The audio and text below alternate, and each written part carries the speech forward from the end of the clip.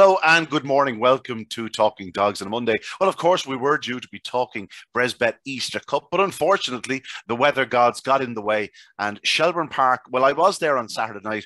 It looked more like a swimming pool than it did a racing track because the weather was, well, only short of biblical on Saturday night at Shelbourne Park. And it was very much the right call to make to postpone the meeting for a week. And we look forward to, well, ending the Bresbet Easter Cup on a high next weekend. But of course, there was major final on at the weekend. It was the Greyhound and Pet World Juvenile Classic on Friday night. As always, oh, sorry, we're not. The Exile Dub isn't with us. He was on a ferry to Cheltenham overnight. He landed at 5 to 5, and with a 3 or 4 hour journey ahead of him, well, we didn't think it was fair to pull him in at this early hour on a Monday morning. So instead, we will try and get a few tips from Cheltenham. We'll tweet them off. But for the moment, I'm joined by two able assistants. I have Mike Flaherty, the man who called home the Juvenile Classic on Friday night.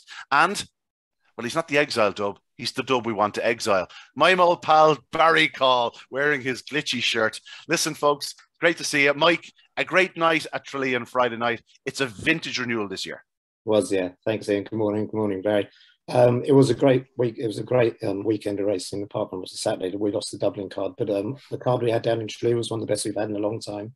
Looking through it, I think Liam Dowling mentioned in an interview beforehand it could be worthy of any card that you guys put up in the capital, and it went really well. We had the RPG cameras down there. We had an international winner.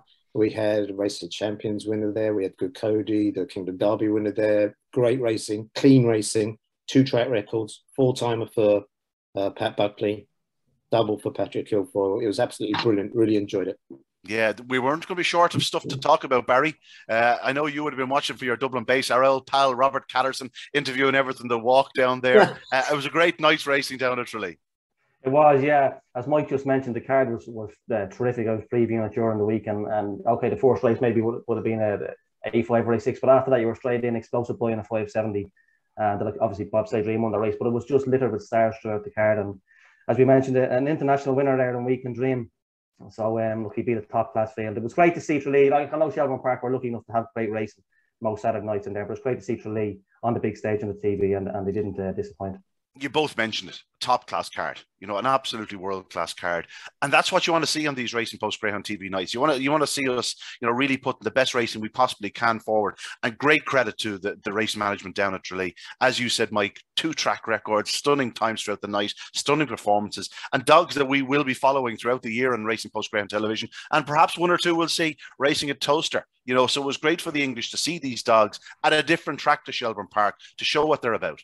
Yeah, Kieran Casey, the racing manager, did a really good interview before racing, just highlighting, you know, what we're all about and this quality of dogs that we had on offer that day. And Rob asked him a really funny question, and Kieran answered it brilliantly. He said, "Well, you'd be hoping the winner to carry forward the light of the juvenile," and he just looked at him and goes, "Well, that's a given anyway," which I thought was a really great answer. It is a given. It is a given, and now it is anyway. Yeah.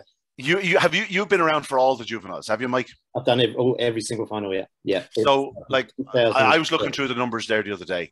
You know, obviously the first few years were all fantastic competitions, but there was only those 1 or 2 names you'd have pulled out of. Yeah. You know, it just didn't quite, not that they didn't train on, but they just didn't turn into the superstars. No, the first. But year on year, it has just exploded. The last 2 years, like, it's literally, you'd be quicker naming the dogs that didn't go on to greatness than you would be the dogs that went on to achieve something great. You're right, yeah. 2007 was the first year Droopy's Deco won it for the Dumfries. He didn't really go on too much, but after that we had a few dogs that got injured. But since like kind of 8 years ago, it's just been star after star after star after star. We don't actually have a very good record on it, Tralee dogs down there. Liam was won it once with Ballymac. Twice, was it? Twice, yeah. He won it with Ballymac Wild. You might have heard of him. He was a good dog. Yeah. So, I suppose twice out of 14 runs isn't bad anyway. But Pat Buckley's got a great record, everything. But no, it's our highlight of the year. It comes early in the year, which is kind of strange. But come January, you know, there's little whispers. You see different people turning up for trials and stuff like that. I was going to say it's not even January. You know, like it could be October, November. You're hearing that whisper. You know, going up to the Midlands and up as far as Dublin, you go, this this fella made a trip down the tree. He's obviously going down for one reason. And we know, what colour was he? Or was it a big black and white dog? Oh, no, he was a blue dog. La, la, la, la, la. But, you know, really good stuff. The talking dog beforehand was Kulvani Hoffa. A lot of people thought, have you seen him in the flesh yet, in the paddock yet? He's unbelievable. You know, when you just look at a dog and he's just got that presence. He reminds me of that other one I like, one of Liam's dog, Barry McAnton, who's gone to stud. He's a massive blue dog. He's about 79, 80 pounds, and he just looks a super barrel chested him, just looks like the part, yeah. Proud, and just looking around the kennels, going, I know what I'm doing here, and he's going to have a big future. Yeah, I think there's a lot of them having a big future. Barry, us Dubs, you know, we've had a tendency in the past to dismiss these sort of competitions down the country and wait till they produce it in Shelbourne Park. That's not the case in Tralee anymore. I think we all pay attention. We really do, don't we? No, you've seen it over the years. Dogs coming up to Shelbourne with these records, maybe 4 from 4 or 5 from 5, and they come up to an A Open in Shelbourne Park and finish down the field. You know what I mean? You don't see them again for a while, but yeah, definitely, it's a definite real change in the guard. You've seen Sarge Rex. Excuse me, seen Sarge Rex last week on his debut in Shelbourne Park a couple of weeks ago. He ran a blinder. And again, just looking at that final as a previewing it during the week, you'd usually get a dog in this, an outsider in these finals, maybe the first 2 or 3 rounds, and he's clocking 29.10 or 29.07, finishing in third. The dogs who were finishing in third and scraping through to the semi-finals and the final were doing 28.50, you know. So it just shows you the competitions, the puppy competitions down the country are really gone up a notch. And you have the so-called Dubs heading down to these competitions now and taking them real serious. They're a real good guide for the upcoming Kerb. Yeah, by so-called Dubs, you mean anything within 100 miles of us that regularly race at Shelbourne Park. Anything in Leinster, yeah. Right, I'll tell you what we'll do. Let's look at the final, because it was a cracking contest. You know, I know the aforementioned Kulvani Hoffa finished last, but he lost nothing in defeat. It was just one of those races. It didn't work out for Mr. Kick, found trouble. You know, even the dogs that finished 5th and 6th, or Ballymac Curtis and Glengar Scholar lost nothing in defeat. If anything, 1 or 2 dogs enhanced their reputation. Lenson on Ice came forward yet again. He improved through each and every round, Mike. He was a dog that had a bit of a reputation. He was a bit of a talking dog. I was getting queries about him 3 months ago after a trial or two, looking for who owned him. And he was sort of a mystery dog, and he sort of just appeared with Pat's name on the card. And obviously Austin and Len Ponder bought him. Droopy's Edison, I thought he actually enhanced his reputation the other evening. I thought, looking at him in the early rounds, he was a dog that needed to lead. The other night, he looked every bit of 550-yard dog. And Droopy's Blossom, we know that she has produced strength. The likes of Broadstrand Bono and Droopy's Gloss last year's Juvenile Derby. Two Juvenile Derby winners, of course, Broadstrand Bono and Droopy's Gloss. Glengar Scholar, he's only going to improve for a step up to 550 yards. You know, it's just one of those deciders. But the winner was We Can Dream. Magical Flyer in the opening round, sold on. In defeat, or in victory, should I say, lost a little bit of ground off the second bend, still looks puppyish, which is the most impressive thing about him. Can't wait to see him at Shelbourne Park. I know I'm bringing everything back to Shelbourne, but he, again, looks a real 550-yard greyhound. Longer run to the corner really suit. Yeah, he's a handsome dog. He's a dark brindle dog, owned by Lars and Anita Wikander from Sweden, which is a nice touch. Swedish dog won this in 2014, Vans Viking, which someone put me up on Twitter the other day about it. But that's nice that that's happened. So two international winners there. I think for me to come out of the final was how well the winner did. In the semi-final, Kulvani Hoffa cut across him at the second bend, right at the drop. And I thought, wow, if you look at it close, he's actually shut the door on him at the second bend. Because of the camera angle, you can't see it. And he went on to, qualify. Well, with the proviso, Kulvani Hoffa was going to the front anyway. Yeah. But instead of being a length in front, he found himself 5.5, 6 lengths in front. Exactly. And he still made up incredible ground. So the writing was on the wall in the semi-final for him to actually improve is what he did. If you look at the final, it's even more impressive. On the machines at work, we can slow down to HD quality around the second bend. Droopy's Edison actually stands on him almost. He pulls him back slightly. Just clipped his heels. You wouldn't be surprised if he had a spike or something. Yeah, and he had to change strides. And then to do what he did then, afterwards, was unbelievable. And I think Droopy's Edison, what you said, has really come on and enhanced his reputation, was the most unlucky dog in the race. To be only beaten, the length in the end after finding trouble at the second. That was the thing. The connections were concerned about the draw. Track 1 big finals in Tralee, not really the best record round our place, and it wouldn't be the best trap to be in. I think it might have been a bit different if he was coming out of 2, 3 or 4 maybe. That said, it comes out a half length better. It's a different race. Oh yeah. And just what we were previewing the actual final. Remember, there's 2 dogs that didn't even make the final that I think are going to go on to superstars here. Now you're talking my language, and I know what dog you're talking about. We've got Kulvani Shadow, who's gone to England. Unbelievable greyhound.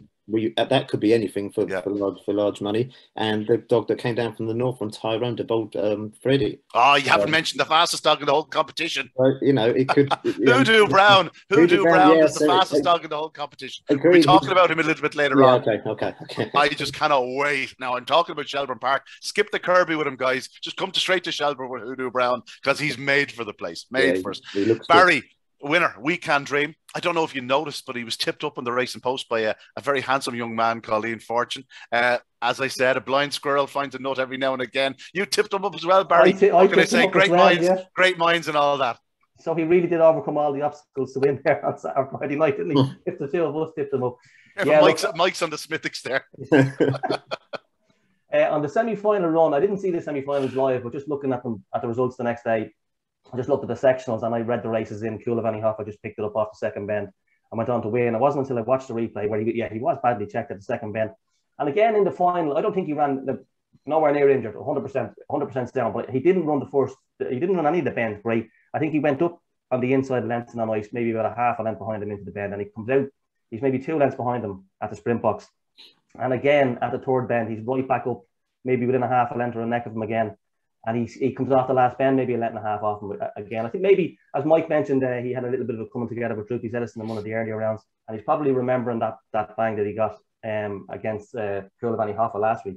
So I think there's much more room for improvement. He's great bit of early pace and he does stay strongly. So he's still puppyish. That's the term I can use to describe. You can see there's 3-4 lengths there. Yeah, exactly. That's what the figure I was thinking this morning when I had a look at it again. 3 or 4 lengths going around those bends. He's just not 100% fluent so far, but that will come with time and more racing. And he's really exciting to look forward to. Mike, bring us through the finalists here. If you owned each of the 6 runners, where would you go? Are we looking at Kirby for all of them? I wonder. I would imagine so. Afterwards, Pat Kilford said definitely the Kirby, then the Puppy 550 up in Shelbourne Park. I would say you could find that after the Kirby, you could nearly put all 6 of them in that champion Puppy 550. It's a great sort of first look at Shelbourne Park idea. Yeah, maybe Ballymac Curtis will be looking at something a little bit longer because he just doesn't have the early toe to live with these guys. He has been sold, Ballymac Curtis. He's going to be owned by the Navy Blue boys. That's our old pal Damo Lanigan, and I think Shane has a leg in it, and there's a gang of them, let's say. There'll be a noisy bunch, and that he may well end up at Graham's place. Where Navy Blue was trained. But he's a nice purchase. As you said, he'll want a bit further, but they're going to get some sport out of him. Yeah, he's definitely, he was a bit, well, not out of his depth, but he was, he's 22 on in the lineup in that final. But he did okay. But he obviously had a big future. It's making for a great Kirby, isn't it? I know we're talking about the Juvenile, but if this is anything to go by, and I'm guessing Owen said in commentary last night that he's got one ready for the Kirby as well. So you've got all these that didn't even come down to our place. So that's interesting. But I'd imagine they'd all go, and they'll all be. I mean, who would you make favourite on evidence of that in the Kirby? I mean, it's hard to tell now. Imagine trying to price that. I have to tell you, give me 6 goals, I wouldn't name a finalist. Never mind the favourites. It's going to be red hot. There just seems to be a glut of greyhounds around. In years gone by, I know we lost Coulivanny Shadow to the UK, but the vast majority are staying at home. Even the ones that are bought from the UK, they stay in Ireland, Coulivanny Shadow being the exception. And as a result, the likes of the Kirby, this Juvenile Classic, just a massive amount of very talented young greyhounds around. Yeah, it's nice to see dogs staying this side of the water. I don't know the real reason why that is. I'd imagine it might have something to do with the prize money on offer in England. I mean, we've got a competition starting in a month's time that's €80,000 to the winner. Nobody's going to compete with that. Why would you want to go anywhere? No, absolutely not. Barry, if you owned any of them, is there any other route you'd be taking, or are you looking at Kirby as well? You'd have to be looking at Kirby, and just purely because of the prize money, as Mike mentioned, 80,000, and then you have that bonus of the Sean O'Connor Cup as well. Like, that's a decent competition for dogs to get knocked out. That's a very valid point. It gives them a chance to remain in puppy competition, even if they get knocked out. They have a chance to dip their toe in the water, shall we say? Of course, it was won last year by Navy Blue. Navy Blue, exactly. Yeah, so there you go. It's a good competition, and it does give them more runs in puppy status. So you'd have to be going for 80,000 and that bonus of that other competition as well. And yeah, look, the big thing is you're running against puppies. You're not going up to Shelbourne Park running against your auxiliaries and your stuff like that. Your real top class solid greyhounds. But the prize money is the big one, isn't it? 80,000. But they all seem to like even Lenson on ice, he was the fourth. I think he was the only dog in the competition to go under the 3-second split there on final night. So if you're doing splits like that out in front, it probably doesn't see out 5-5 as well as the other ones. But if you're going to get in front around Limerick, you're going to be hard to pick up down. What did he do last week? 28-55 down around there. So yeah, you would have to be going Kirby with a lot of them. Obviously, as Mike said, Ballymar Curtis, he's changed it to the Navy Blue Syndicate. But look, they had such success down there last year with the Kirby winner, the Sean O'Connor, so they might just go down there again, you know. Just point out there, the sires. Cabra Firmino was the winner, of course, a very game performer. Was trained by Pat Guilfoyle as well, of course. I mentioned him last night at the awards, what a talented, or he mentioned him in the interview, what a talented greyhound he was. He was a real dog that gave us all, a very classy animal. Burgess Bucks had a couple. Droopy Sydney had a couple with no surprise. And JT Yankee, it's not your standard sort of sires, 2 or 3 new sires there, Mike. But by all accounts, they have a bright future if this is the type of dog they're throwing. Yeah, you'd normally in the big Cat 1 finals now you'd be looking at Droopy's Jet and Droopy's Sydney, but no, it's a kind of a wide-ranging size, isn't it? I like the story that Pat Guilfoyle told about he trained the dam and bred the sire, was it? And the dam finished in a Lent Oaks or something. You know, it's a really good story, and it's his own little thing, and he's quite keen on that Cabra breeding line, isn't he? Yeah. Tell me this, Mike. I know it's probably an unfair question to have. If you were to take one out of the final, if you were to be handed one of them, which one would you take? Coolavani Hoffa. Coolavani Hoffa. Yeah. Is that down to purely looks or what you've seen on the track as well as the looks? Both.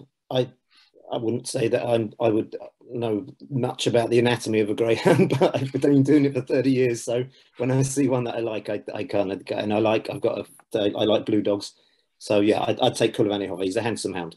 He did finish, well back the other evening, but the early speed he shows, a slightly longer run to the corner, be it 550 yards, wherever, who knows, race of champions, Shelburne Park, it's going to really add to his armoury. Yeah, I know these guys are really well schooled entering the juvenile and stuff, but you've got to remember that's only his 4th race. He's won 2 from 4 starts. At 50% straight rate, they're going to make mistakes. They're going to run green. Tralee isn't the easiest track to run. A lot of people don't realise, but the back straight going into the 3rd bend is slightly uphill at Tralee. And the dogs won't really normally kind of be used to that. I know they're well trialled around there. These guys would have plenty of spins around there, but they're still fairly green.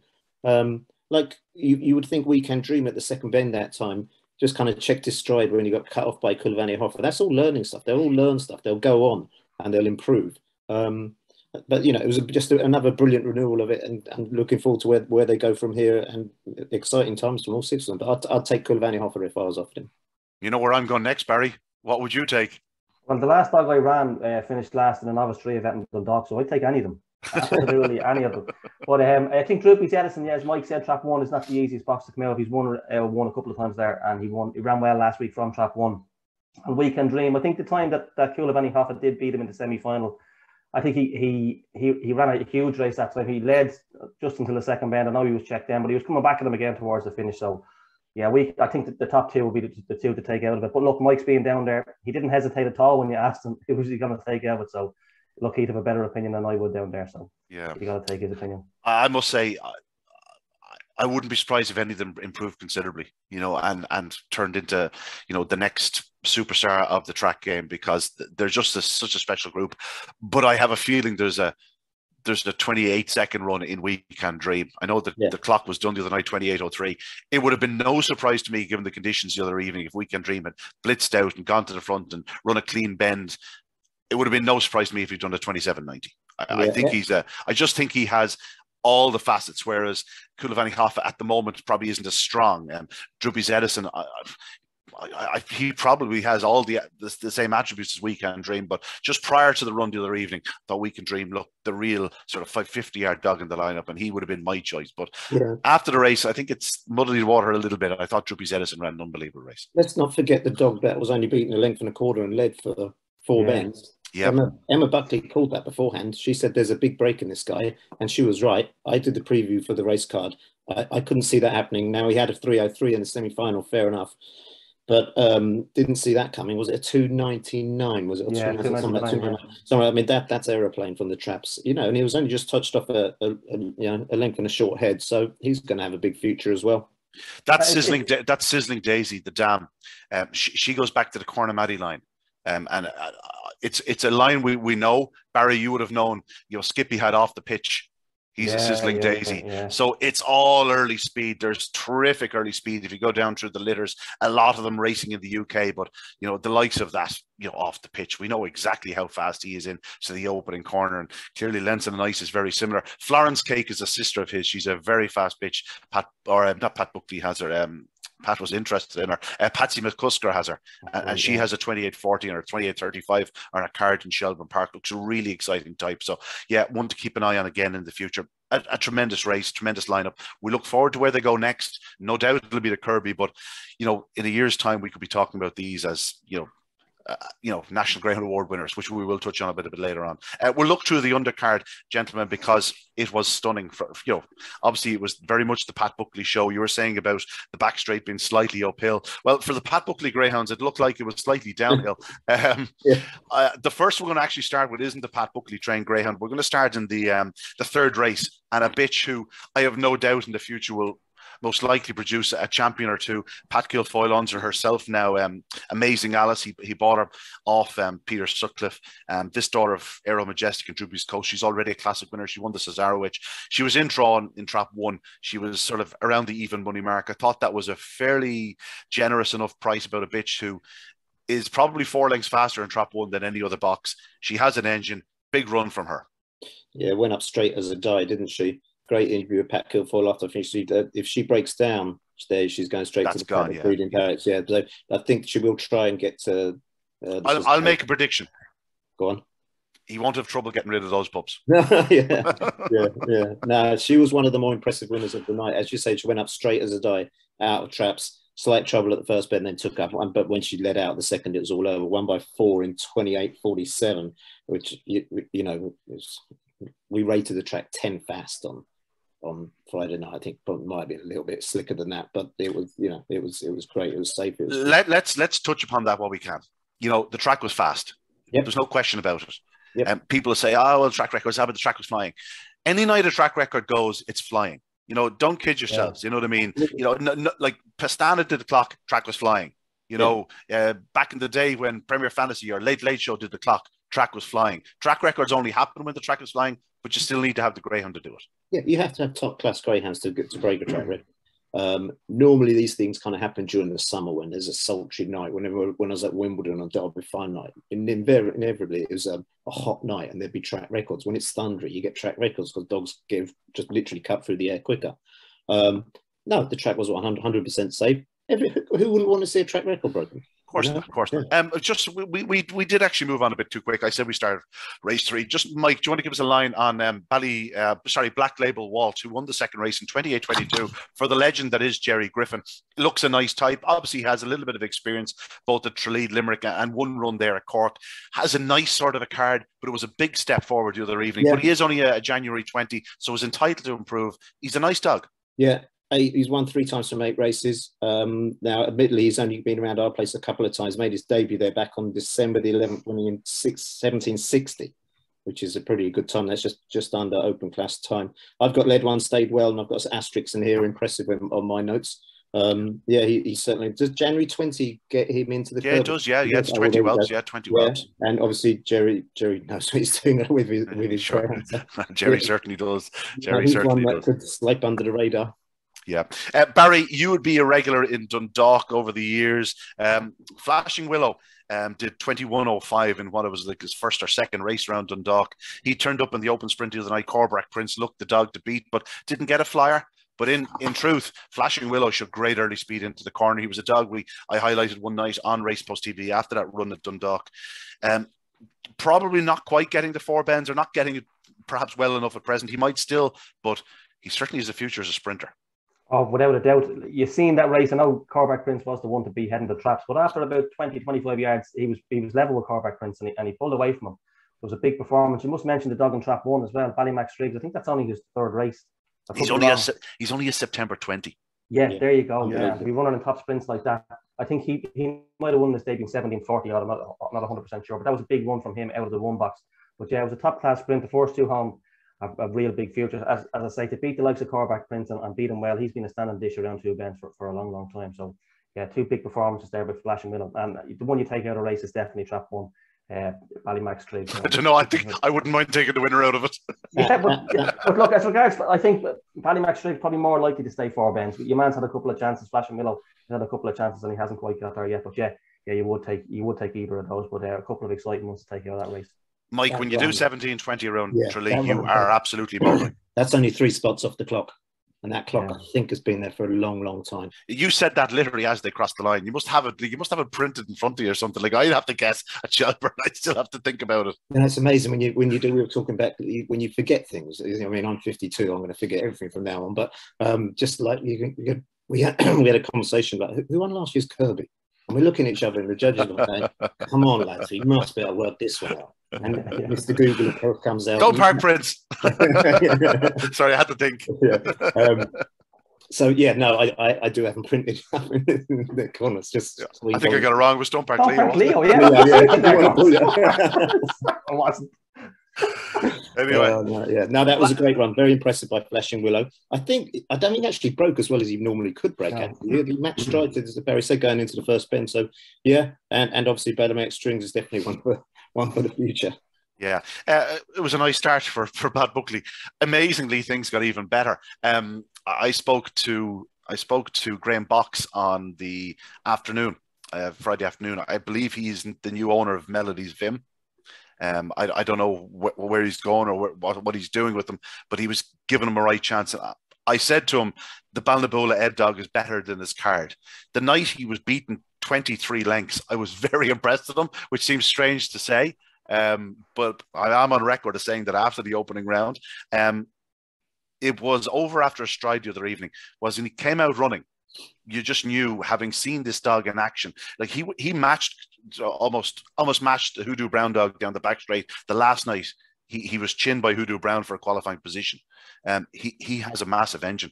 28.03 track record from a dog having his third start, a son of confident ranking. Another one for Pat Buckley. You know, this was jaw-dropping stuff, Mike.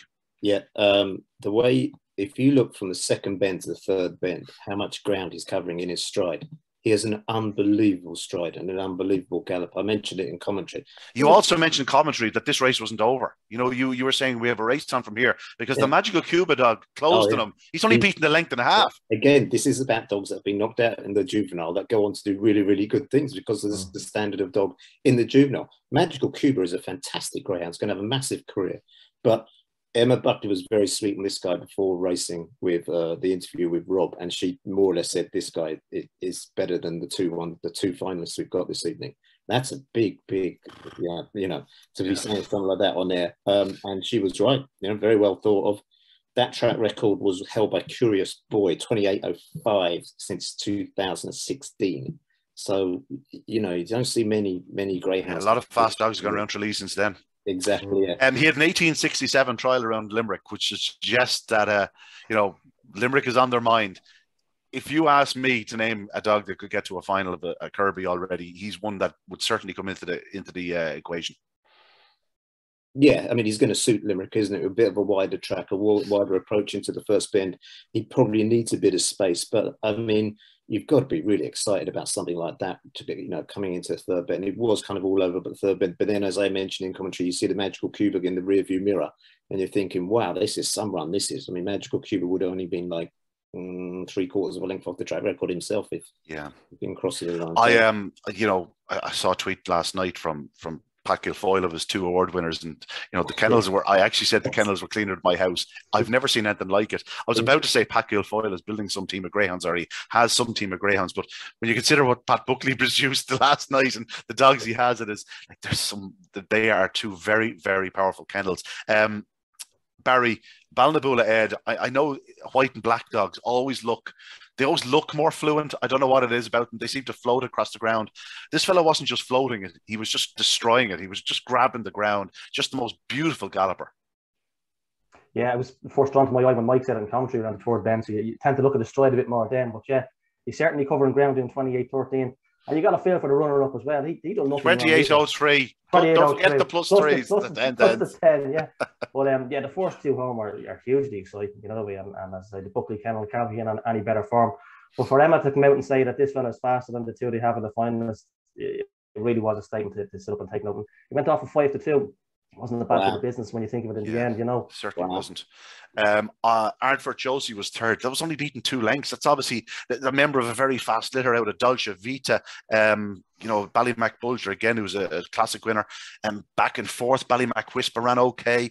Melody's Vim, like he's at 28.30 in his card. They think he's a bright prospect. Ardfort Hardy was last of the field, but, you know, again, he's won 3 of his 6. Just an awful lot of fast greyhounds coming out of this. This was the Kirby Trial Stake. I'm sure we'll see 3 or 4 of these turning up at Limerick.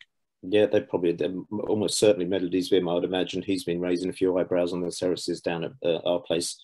Going back to that picture Pat Kilfoyle put up, the press department should get hold of that and flashed it on every social media platform, because that was it's unbelievable. You'd eat your dinner off the floor of the kennels there. It's people still, there was one woman this morning said, you know, I actually accused her of being sexist. She said, your wife won't like that tweet. And I went, like, it's the truth. Yeah. It's absolutely spotless. Look around you here. You can see more dirt behind me now than you could see in the kennels the other day. Like, this is the kennel with dogs and, you know, a busy kennel, and it's spotless. Yeah, Pat Kilfoyle arrived into the paddock the other night with his team. I think maybe did he have 6 or 7, and you just know it was just like clockwork. Everyone knew what it was doing. All the dogs almost kind of knew what they were doing. They all looked a picture, handsome, matching coats. It's just really so professional. I must say that Pat Buckley obviously won the race. He sent me a video recently of his new kennel block, and he's a brood bitch setup down there, and again, very similar to Pat Kilfoyle's, absolutely spotless. I know there's more to training greyhounds than just keeping a spotless kennel block, Barry, but there must be something in it. There is. Like, that picture was immaculate last night. Instead of walking into an old wooden shed that's falling over leads and trying to find a muzzle, and, you know, this cover's ripped and you have to get another one, and, you know, that way it was sort of frightening looking at it. You're trying to compete with that, you know. Like, but yeah, it was immaculate. Like, what can you say? And if you're saying I can't find the lead, and there's a bit of twine there. Yeah, I know. Yeah. It's a bit of builder type or something, you know. But no, it's some facilities he has down there. So it must be a pleasure to go in every morning and see them dogs looking out at you, you know. Yeah. And the reflections off the wall. Exactly. Yeah. We'll move on. Again, more exciting racing to talk about. We have another track record to talk about here. Explosive Boy made his return after a layoff. It was a bit of an eye-opener that he was going into a 570 in his return to racing. I'm not going to question Pat Kilfoyle, however. At the same time, it was a good blowout for him. He was well beaten, but, you know, given the circumstances, I'm not sure they'll be too concerned. It was just nice to get a blowout. He's only beaten 6 lengths. He does sub 31 seconds for the 570. He does 30.82. To be honest, Mike, it's a hell of a run for the 570. But he's beaten 6 lengths by Bobsleigh Droom, who we saw lowering the colours of Susie Sapphire. Okay, granted, she was chinned herself by Beach Avenue in the same race, but she's won over 600 at Shelburne Park. She looked a real star in that contest, especially against Beach Avenue and Susie Sapphire. The way she went down the back straight. Well, the other evening, she took a further step forward. Pat Buckley has always thought the world of this lady. Before she ran her debut at Shelburne, he said to me, this lady can run. Do you know what? He's not wrong. Yeah, pre-racing, Emma was very sweet on Bobsleigh Dream. Seems like Emma was pretty sweet in them all. Well, they had a great night, didn't they? So it wasn't. Did she have a Yankee or a lucky? Yeah. I wonder what that would pay. Yeah, but that track record was joint held by Rappery Polly and Tom's Brett, 2008, 2012, and it was 30.62. So she took 22 spots off the clock, which is unbelievable. You got to say that was probably run of the night for me. Bobsleigh Dream absolutely flew out, and that's gonna see out the test of time, because it's not a trip that's run as often as obviously the 525 or the 550. And when you get the really good dogs, they tend to go the 550 route rather than the 570 route. Yeah, we don't run too many of them down in our place. It's mainly just open races. I'm trying to think of a sweep that we do over 570. There probably is one, but I can't remember at the moment. Maybe it's the Dowling 570. I'm not sure. But unbelievable. With Explosive Boy, Pat Kilfoyle afterwards said that he was fresh, which, I mean, I'm not clued up enough to know in greyhound training terms what that means. He's obviously very happy with him and he's okay. Missed his break, but it's that many years since I was feeling fresh. I wouldn't know anything about it either. The pace he showed from the first sectional into the bend after missing his break was unreal, and I'd imagine the connections would be happy enough with that after his first run back. You know, he said something last night at the Greyhound Awards about Explosive Boy that, you know, obviously we saw the dog he was around, you know, Clonmel and in the Race of Champions course at Tralee, breaking the track record in the semi-finals, that in the Derby he got the kennel sickness, and only for it was the Derby he would have pulled out Explosive Boy after the second round. That rings true. We didn't really see the very sparkling, shiny, explosive boy in the Derby that we saw earlier in the year. Yeah. And if he does recapture that best early season form, he's going to be a big player in every classic this year.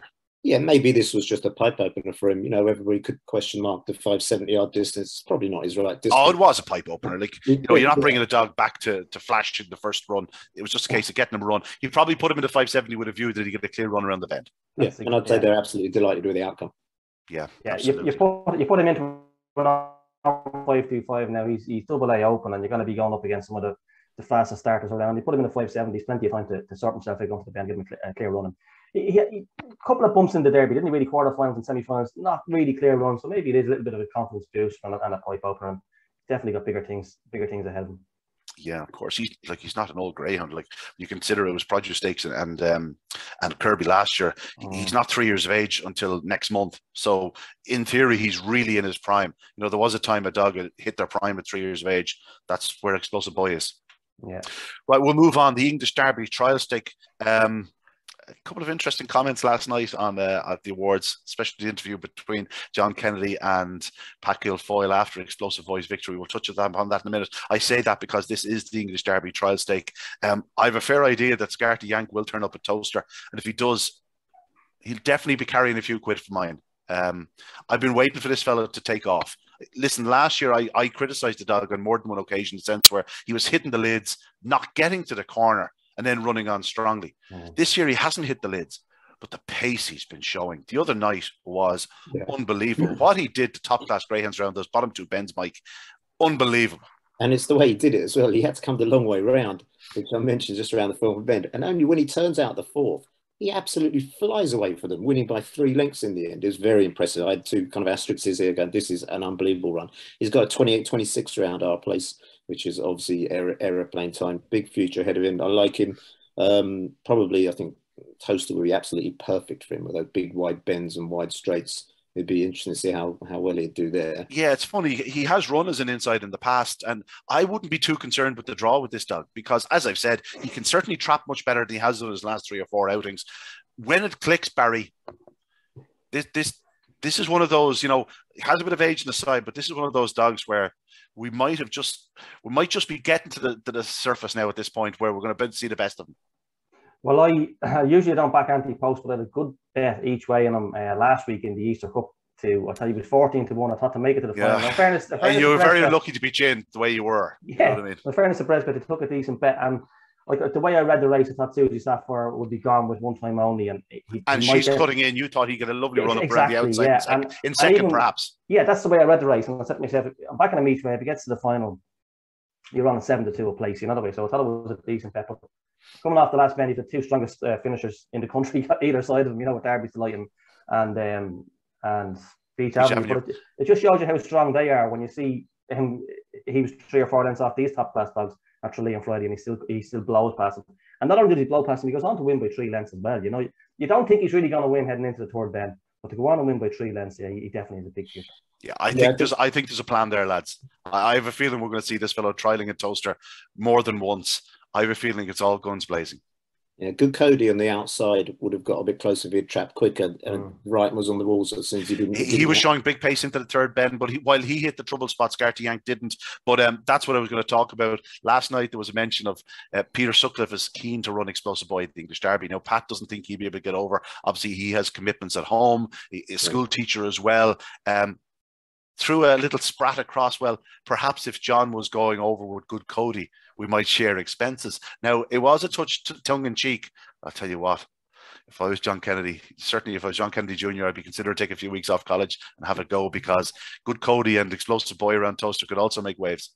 Yeah, with dogs travelling now, it's something with the cost of diesel now. It's something that you've got to add into your expenses. And then it's a big expense, diesel, as we all know. I mean, I do. I travel miles up and down Tralee 3 nights a week, and it's a thing that... The 150 grand might cover that. Yeah.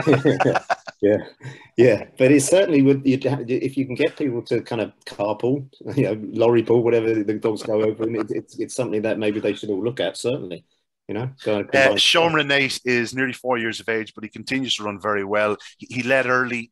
They were just right on his tail. If he got to the third bend, would cleanly run race. He might have squeezed home. You never know. Ballymacmurlin always runs his race. He knows Tralee like the back of his hand. Again, he was probably held up a little bit around the bottom two bends, but he's only beaten 3 lengths and ahead behind Good Cody and Scarty Yank, of course, the winner. We're going to see plenty of these dogs, aren't we, Mike? Yeah, Ballymacmurlin ran really well, showed much better early pace. I think he's really on course maybe to defend his ledger. That trip 5.25 would be the minimum for him. He needs obviously a lot further than that. Sean Renate's electric early pace. He's got a great sprint record. Good Cody, as we said, needed to match him into the first bend, but Good Cody's going to be around for a lot longer. Pat Kiffle said maybe going to the Laurels in Perry Bar, which would be interesting. Yeah, whether he'd train him or he'd send him over, I don't know, because he was saying there's not much coming up for him at the moment. So that would be really good if he went over to Perry Bar as they would fly. It's not as much a commitment, let's say, as an English Derby at present. And if he did take off over there, you know what I mean? I'd say there'd be unbelievable pressure. Let's go down that route. I can't see an English Derby suiting either of those two dogs, to be honest. I just think the way that track runs at Towcer is very, very hard to get a dog consistently flying out of those traps. And Good Cody and Explosive Boy.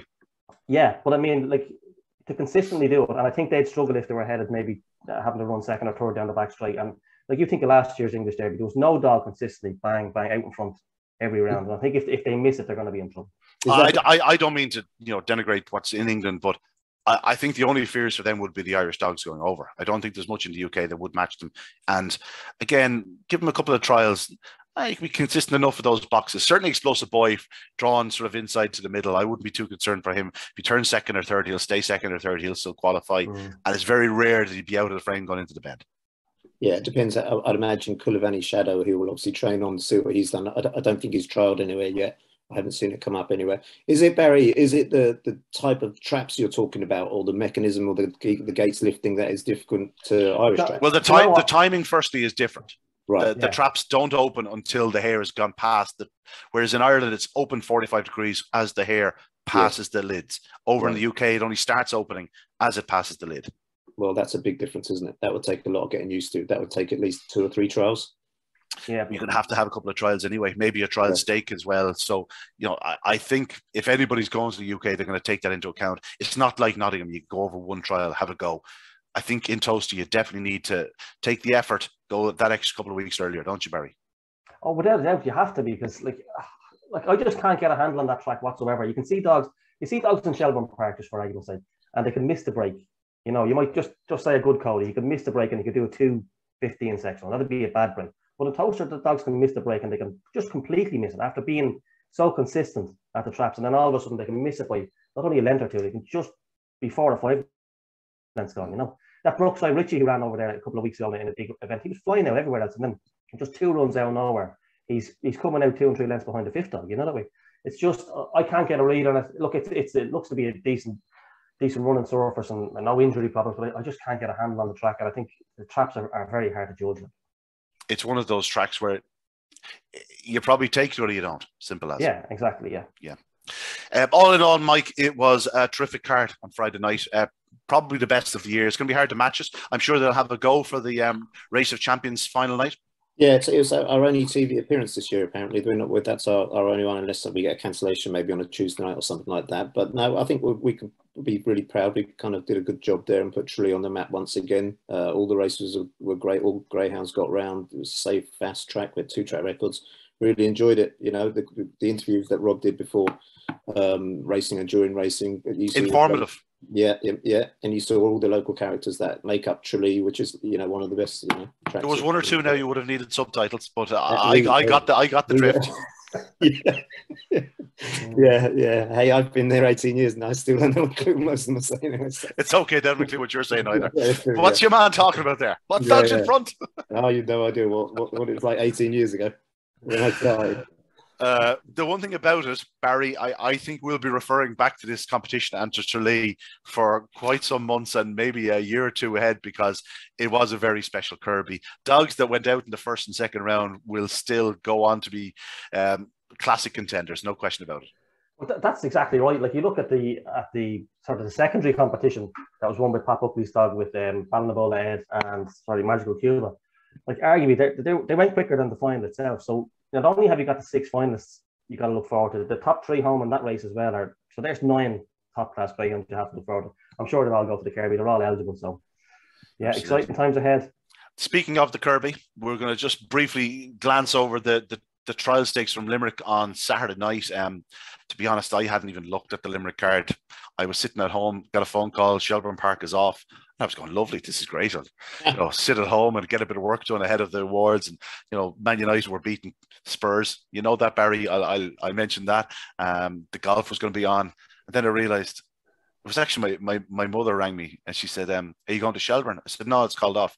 She goes, "Yeah, but the restaurant's open." She says, "I'm going for a meal," and it suddenly dawned on me, oh, they're going to want me there. There's going to be like announcements and Limerick, and so I ended up going following Limerick. And to my surprise, there was more than one trial stake. There was 2 or 3 trial stakes. And when I opened the 9th race, and now listen to this lineup, lads: Swords Rex, the Rural Kennels Unraced winner; Magical Mary, an absolute flying machine, 28-10 in her debut; 3 Crafty Kokoro, the dog the world has tried to buy and failed, an unbelievable performer, second in the puppy stake; 4 Hoodoo Brown, for me, perhaps the fastest dog that was in the juvenile, maybe does lack a yard of early; 5 Scooby Duchess, established herself as one of Ireland's fastest females last year, winning the Puppy Oaks at the back end of the year, amongst other things; and Boyle Sports Glory, who was bought for good money out of that unraced stake at Shelburne Park, looked a real prospect.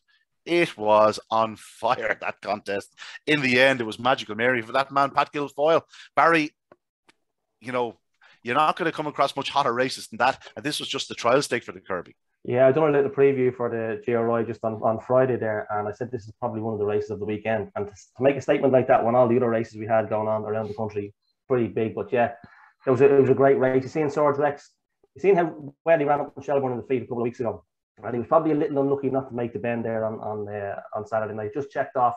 You just need those 2 or 3 runs around Limerick. Of course, you do. Really do, and in a race where, without, there wasn't an awful lot of early speed. Magical Mary took the ping. Swords Rex probably had the gap, but the lack of a look around and where am I? Oh, I'll move off. This bitch is moving across. If he had driven up the inside, he probably would have got inside her, but he was a bit cautious. First look at the track, stepped out wide, and when he did that, game over. Magical Mary's in front. She's turning in front, and we know what she'd stay 600 yards in the morning.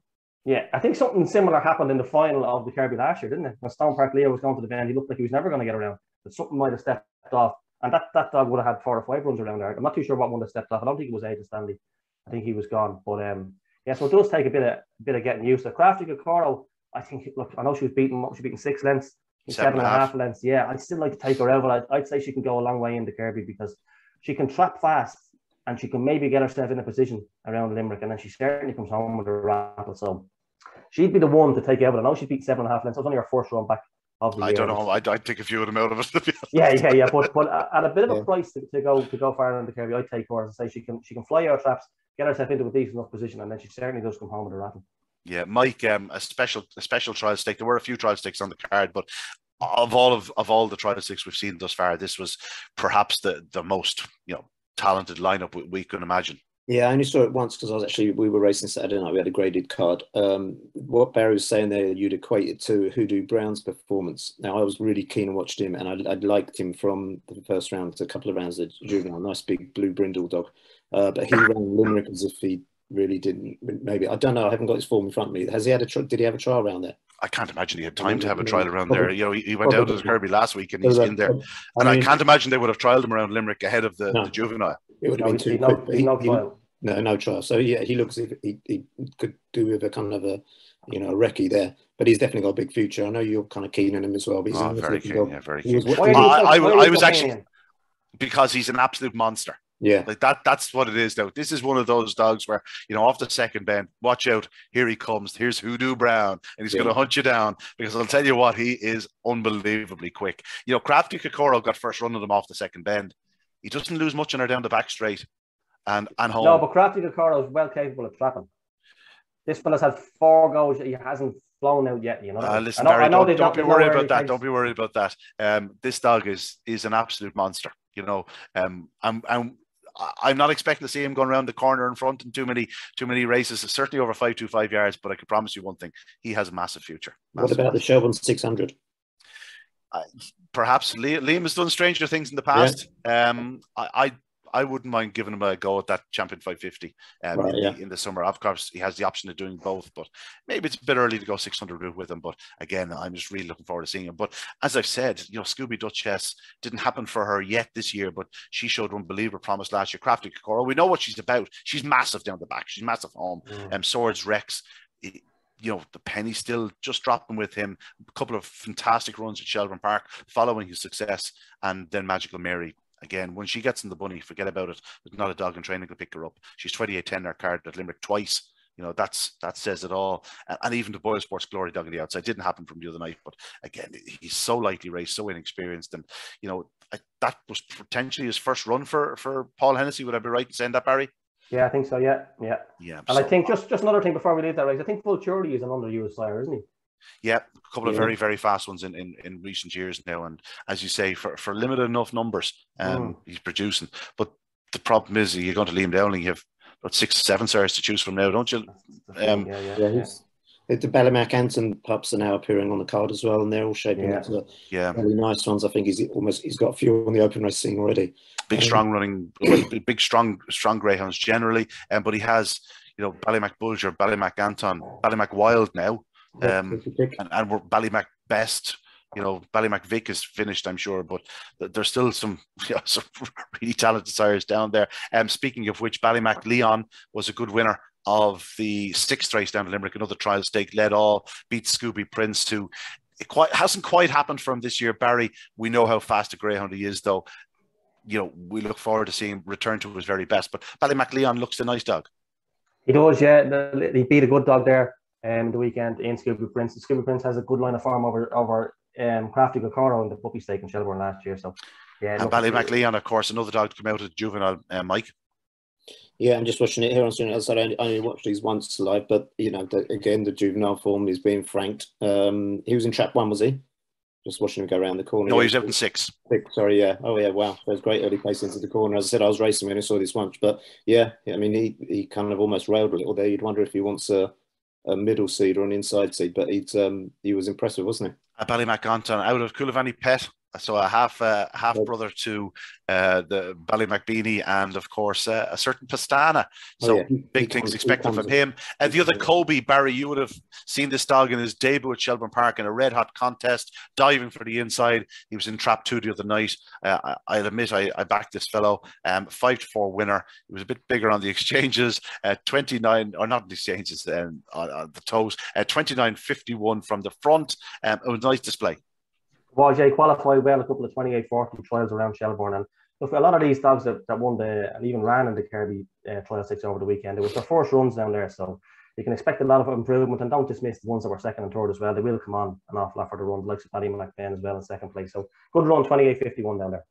Yeah, it was good to watch the action from Limerick. It sort of get your eye back in. Looking forward now to the Kirby. A lot of fast dogs around. We're going to quickly touch upon the awards on Sunday night, gentlemen. Any surprises for you? I suppose there was no surprise. It was the Susie Sapphire show. Once she qualified for the Future Star, there was no other option but to give it to her. She's November Whelp. She won the Derby, the Oaks, the Puppy Oaks before she turned 2 years of age. That's a no-brainer. She was always going to win Bitch of the Year, which, as I said last night, when Sing Along Sally and Billy's Diva, considering the years they had, in any other year that have been shoe-ins for the award, but you run into Susie Sapphire, your fate, and I'm sure Pat Buckley and the Kennedy family knew exactly what they were facing, and then to win Supreme Tracker of the Year, as good as Explosive Boy was through the year, Susie Sapphire was the standout performer. No surprise to see Susie Sapphire honoured.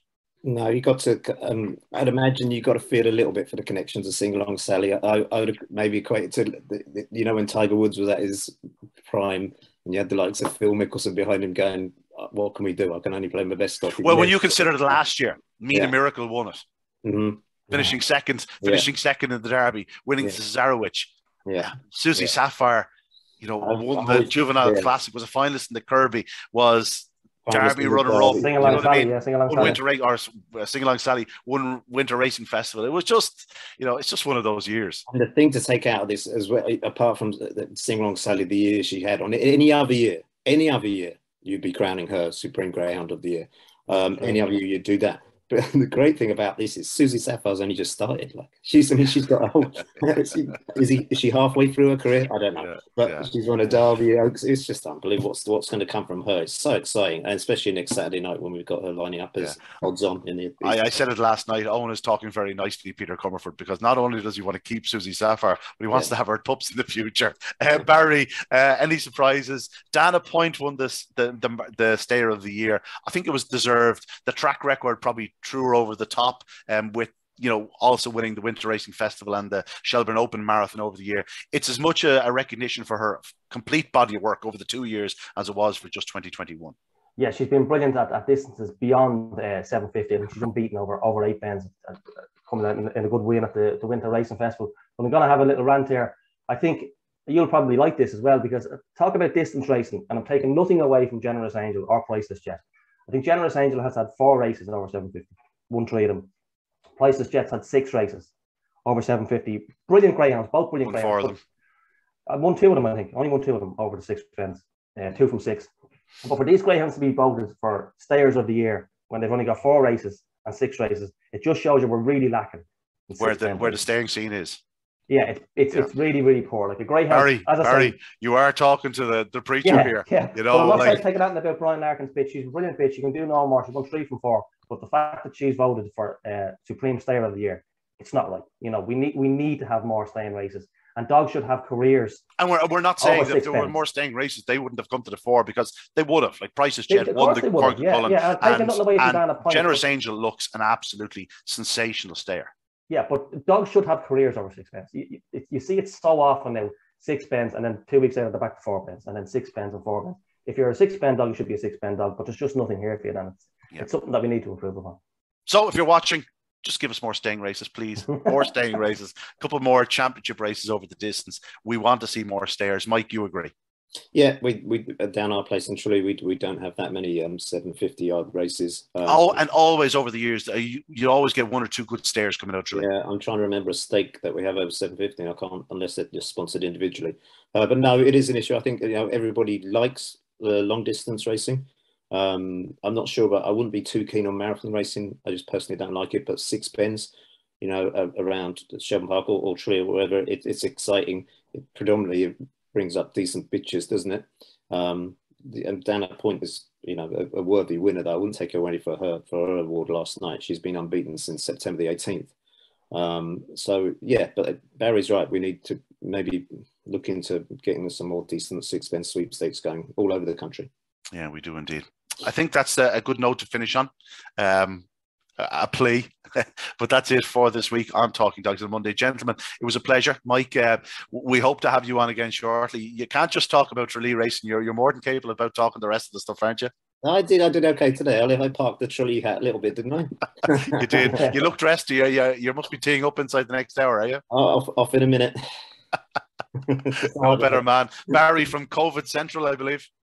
Yeah, full of COVID. Tested positive for COVID this morning, so it's not been a good weekend. Spurs got back with Man United. The golf was all over the place. I love watching the golf. And then you have a Monday night finish to look forward to. Yeah, I had a few quid on Harold Varner, and then of course we backed Michael Conlon to win on points, and he went to sleep in the 12th round. So it's been a bad weekend, but yeah, tested positive for COVID this morning, so things can only get better. I just wanted to say a quick well done to Dinny Lennon as well. We never mentioned Dinny Lennon. Absolutely. No, do you know what? We never mentioned Droopy Sydney. We never mentioned Jetstream Links. Good Cody, of course, Sprinter of the Year. Very worthy recipients. Special award winners, special merit winner was Noreen McManus for obviously her generous sponsorship of the Kirby, plus her lifetime support of Greyhound racing and their continued support of the sport. And we also have to mention Greyhound Pets of America. But I think the star turn was Dinny Lennon, Hall of Famer. The Lemon Man has produced more champions than most, and a very deserving winner, gentlemen. And a big thanks once again to the Greyhound and Pet World for sponsoring the Juvenile. They stepped up. It's very hard to go knocking on doors for sponsorship at the moment with COVID and all that. So fair play to them all in Abbeyfield, the Greyhound and Pet World. Thanks to them. You know what? That's a very good shout. And that's certainly the best way to finish. We're nothing without our sponsors. Again, Barry, Michael, thanks very much indeed. Enjoy the golf, Mike. Barry, enjoy the couch. That's it from us this week. We will be talking the Easter Cup decider this time next week. But for us, on this occasion, good luck and God bless.